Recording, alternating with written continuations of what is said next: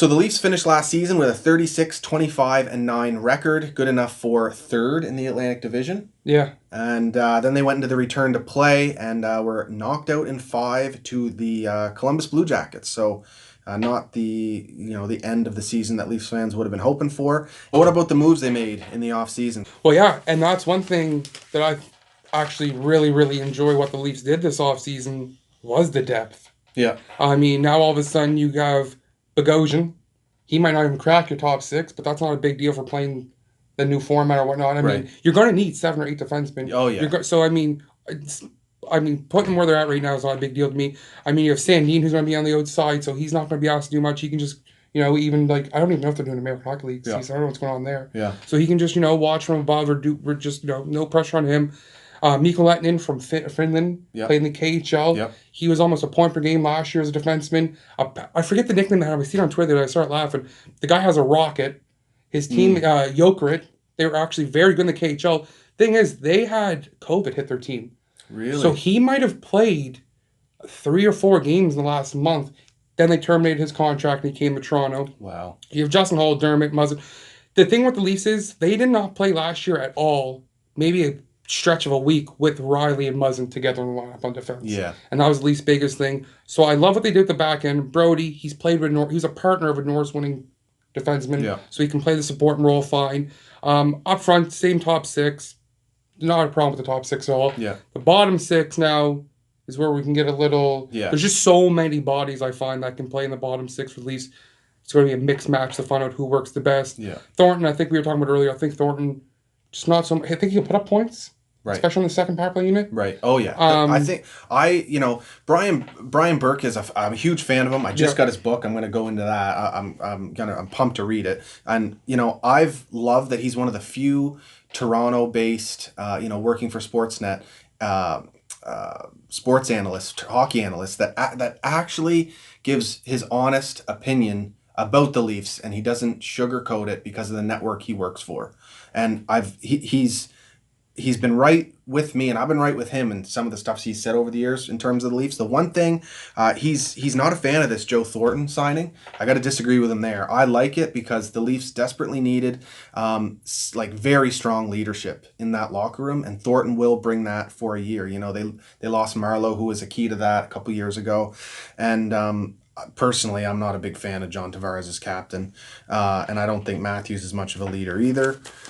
So I think Thornton will be huge for that dressing room, and it's a guy you just can't say no to, and a guy who will demand, Well, from everything you read about Thornton, he just genuinely loves hockey. Yeah. Even at the age he is, he's played hockey his whole life. He just still is in love with the game of hockey. Yeah. And that can just, rub off on people. I don't know if however many years to play, he's not going to play every game this year. So I mean, people see Joe Thornton and think Joe Thornton, he's washed up. It's he's not this. He's a shell of what he used to be. Of course, you're not asking him to play 20 minutes a night. I mean, some nights you're going to rotate Spets in the lineup, him in the lineup. Maybe you flip Spets on the wing. Power play is going to be mostly what he's going to be vital for, and in the locker room. So that's the thing. So I can kind of somewhat see why some people would say the Thornton signing doesn't make sense, but I think he'll have such a strong impact offensively and with his leadership that, it makes sense. I think Spets is still one of your strongest penalty killers. I don't think Thornton can come in and jump in on the penalty kill for Spets. Spets' problem is Spezza still thinks he's the skilled player that... I mean, I love Jason Spezza. He just turns the puck over sometimes just so much. Right. But that's just a whole different story. But I think you can play Spezza in the wing, too. I mean, he's a bigger body. He can win puck battles.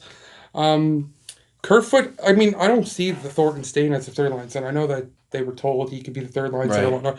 I don't see that just being a thing. I think Kerfoot's going to be the third-line center. Yeah. But the good thing is, too, with the bottom 6 now is you have a lot of speed, but you have mixed in now some size. Like Engvall, big body, can skate. Thornton, big body, can skate. Yeah. Simmons, big body. But now it's a little more, it's not like the old fourth line that before he got Kyle Clifford that was just speedsters, you just chuck them out there, and it's like, when it's a battle along the walls or in the corners, they're not just doing their job. So I like what they did with the bottom 6. A key is going to be what Wayne Simmons you're going to get.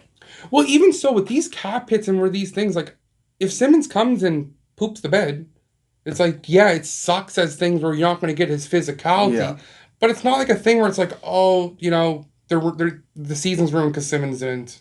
Right. It's not like David it wouldn't Clarkson. hurt you long term, and it's Like not when going to knock out Clarkson, the, yeah. hurt you. But you would still mean you still have a weakness in your bottom six. Well, that's where I think Pierre Engvall, if he can just take the step and he can realize to himself, like, I'm big, like I'm 6'5", I can skate like the wind. I just gotta get on the forecheck. Yeah. And I don't know if these guys aren't capable of doing it as much as it's not a systematical thing. Right. Like we've heard Kyle Dubas say before, I'm not worried about the big booming hit while the play's going this way and the hit's down in that corner. Yeah. So I'm not. It's just a systematically thing. Like I mean, look at Mikhaev, 6'3", 6'4", big body. No one's pushing Matthews around out there. He's an ox on the ice. Yeah. Like, he's just strong. I know what you're saying with the grit, and that would be a loss. But I mean, Zach Hyman's a gritty guy, and you can always maybe address at the deadline with a 1-year deal or like when someone on an expiring contract, pretty much no cap hit. But yeah, I mean, I like what the Leafs did. At least, listen, as a Leafs fan, I think all Leafs fans know this. Regular season really doesn't mean much anymore. Right. It honestly doesn't. Well, they're still. I think they can still dominate in the regular season here. Well, it just doesn't mean anything. You can go to like last year, they made it as a wild card. Yeah. And didn't even like qualifying round. Like it just doesn't matter anymore. Like last year's regular season was, if you look back on, a disappointment. Right. But nobody cares because it's all about the playoffs. They got the playoffs, they got lost, and what we worry about is the playoffs. They weren't a great team in the regular season last year. Right. Like by no means were they guaranteed to be a playoff team before all this happened. Yeah. So yeah, as a Leafs fan now, it's just about seeing what they do in the playoffs. Because I mean, especially in this division, they're going to be a top 4 team for a joke. Oh yeah, easily. I like the Thornton signing. I think TJ Brody is definitely going to help defensively on your decor. Yeah. The thing is, you're losing the offensive points from Barry, but maybe between Brody and Lettinen, as long as he fits well in the NHL, you might replace most of that. Well, those will considering be the forwards he has, and those will just be Morgan Riley's points back from the previous year before he gets hurt last year. Right, and the Simmons signings make sense, especially if he works out. But yes, and I think down the middle, not just speaking of the top 6, but in general, down the middle, the Leafs are very, very strong and experienced. The weakness I see though is just the wingers. You're hoping for Simmons to rebound. I do like Engvall. I like Engvall a lot. But the fourth line, like Jimmy Vesey and Boyd and Vesey, and I'm not sold on. I don't think Vesey. Honestly, I don't. Unless he just like turns a corner and like becomes like a good 17 goals or whatever, I don't see VC being in this lineup every day at all. Yeah. Like, I have him written down just strictly because he's on their cap. And then you got Robertson, though. He might put up the offense, but is he going to make mistakes? Is he going to cause some goals? I think all young players will be, but that's why the good thing is the third line matching up. Anderson's the guy I'm excited to see, Joey Anderson, the guy they got from New Jersey. Because from all accounts, everybody compares him to a Zach Hyman player. Right. So he's not going to score goals. Yeah. Zach Hyman does score goals, but he's not going to be the guy that Zach Hyman's going to score goals. But he can do the dirty work. Big forechecker retrieving pucks. Yeah. Yeah. So.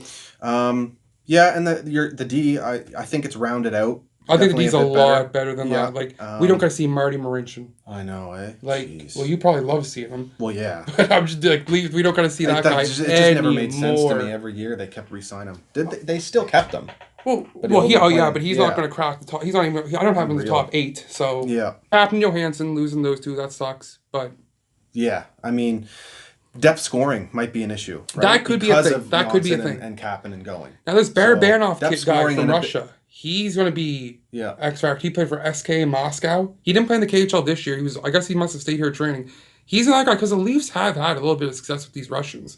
Mikhaev, I know Zaitsev got traded, but at the end of the day, Zaitsev is an NHL defenseman. Yeah, oh yeah. Lou Lamoriello just gave him a horrible contract. Right, yeah. So, I mean, the Leafs have had success with these guys. So, if Barabanov can even just be a Mikhaev from last year, even just a step below, I think that's an awesome third-line winger. Yep. So.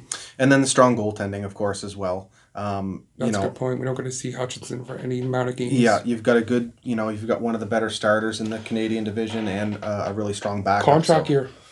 Yeah. And the thing the Leafs did, and I'm telling you, because this is what as Leafs fan, you just start thinking forward. Leafs have Aaron Dell as a third string goaltender. If the Leafs need to address the need, Justin Hall makes $2 million. You can get rid of him. Jack Campbell makes $1 million something, and Dell makes like $500,000. Right. So there is room to potentially make a move. Juggling. Yeah, like if you want to fix events, and if Simmons doesn't work out, and you want to get so the Dell move is very interesting. I mean, I loved getting him as a third goalie because that opens up the door where you could potentially. Yeah. So yeah, I like what the Leafs did.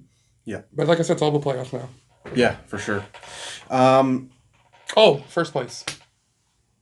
Got them finishing first. Got them finishing first. Yeah, and I have them finishing first as well in the regular season, or tied with the Habs. I honestly think we're going to be neck and neck the whole season. Your guys' top six will be what carries you with the improved defense and your goaltending. I think Habs rolling four lines and exploiting the Leafs bottom six and maybe the bottom pair D, and the goaltending matchup's about even. So it's going to be an interesting matchup. I think the big thing is now the Habs have some size, so they might be able to even beat up on the Habs or the Leafs top six a little bit too, with Josh Anderson in that top six. Maybe intimidate the Well, Matthews. who and was Nylanders a Josh little Anderson bit. playing with? Do you know? I would say Josh Anderson would be playing with Nick Suzuki and Drouin to start. Yeah, I'll take that matchup, Jordan and Suzuki. And I think the thing with the Habs, the Habs might have definitely don't have you guys matched in terms of offense in their top six, but I think they can defend better enough to keep up with that top six. Yeah, potentially. The thing with the Habs are fast. I will give them that. Like I said, it Even all the big depends. players It are all depends fast. on what Yeah. Habs team shows up for Yeah. next year.